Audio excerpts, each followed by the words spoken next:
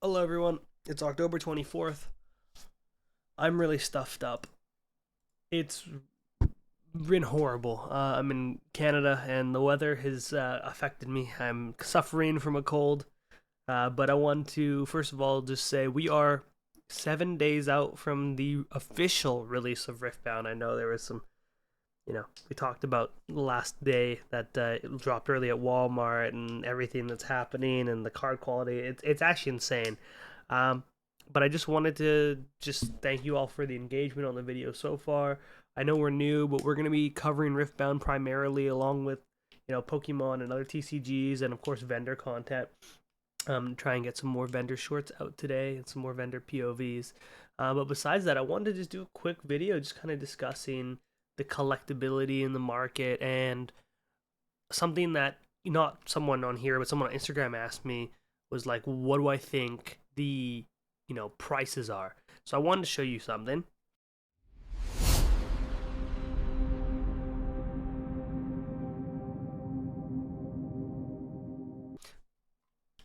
So here we are on the page of Collector. I use Collector just because I can show it in Canadian dollars.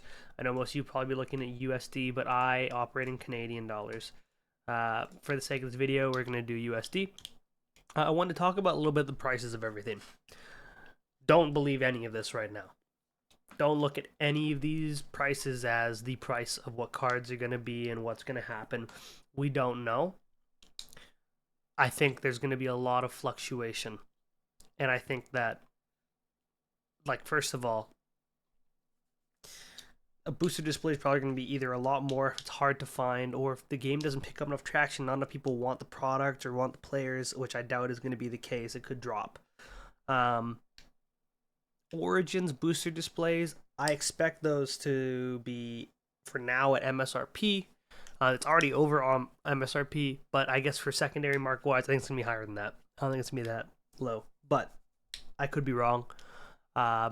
If we're just looking at the booster display, if we're looking at these champion decks, I think the Jinx one, because it has those two cards that you can't get normally. There's something that is just when I'm thinking about the Jinx deck. There's a reason why it's better.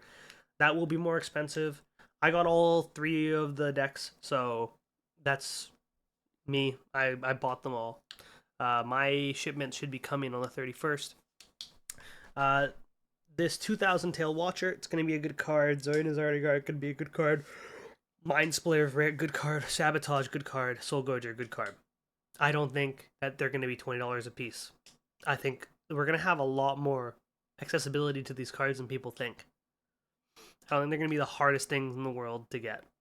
So I would be remiss to say they're going to be 20 USD a piece. That makes no sense to me. I think we don't have the overnumbered prices yet on the cards. Like, there's no real, like, what is an alt art of a legend going for, or we don't have any of the information in regards to that. But I think those are going to be probably more expensive alt arts. I think on the collecting side, maybe not on the playable side, but collecting side, they're going to be more expensive because of the collectability of it. And of course, the signature cards are going to be the most expensive. And there's some beautiful, beautiful cards to get. I think if grading is something that is going to be involved in this game, I think getting Riftbound graded signatures, because the way that the cut quality is on these cards, I think it's very possible that getting a 10 is going to be very hard. And that's going to cause for prices for 10s to probably be a little bit higher than a 9 or an 8, just because the way that the cutting is on this first draft is not consistent. I don't think you're going to find a card that's pristine. And if you do, you got to savor that because it's very hard.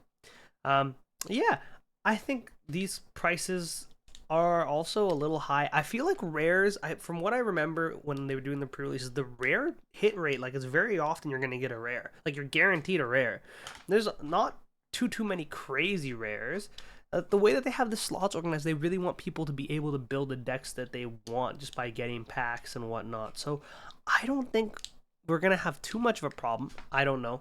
I'm just saying, I don't think we're gonna have too much of a problem finding these cards. I think it's just gonna be the high tier collectibles, and sure, people are gonna want to run like 3 of each, like power card, like one of the good rares in their deck, depending on what color they're in, right? So we will see. Only time will tell. I just kind of wanted to go on here and just really say, don't trust these prices. These are not real. They're probably gonna go a lot lower, or maybe even higher, but I think probably lower. I want to see what the competitive aspect is going to be like, what the release is going to be like. I got to go to my card shop next week just to see how they're doing with their allocations and whatnot and their events, because I'm just curious. I always want to keep in touch with your LGS to make sure they can support the game, because that will really dictate the success of this game, is whether LGSs can have the support for the game. So, but yeah, tell me what you guys think in the comments below. If you like my content, please feel free to subscribe and like.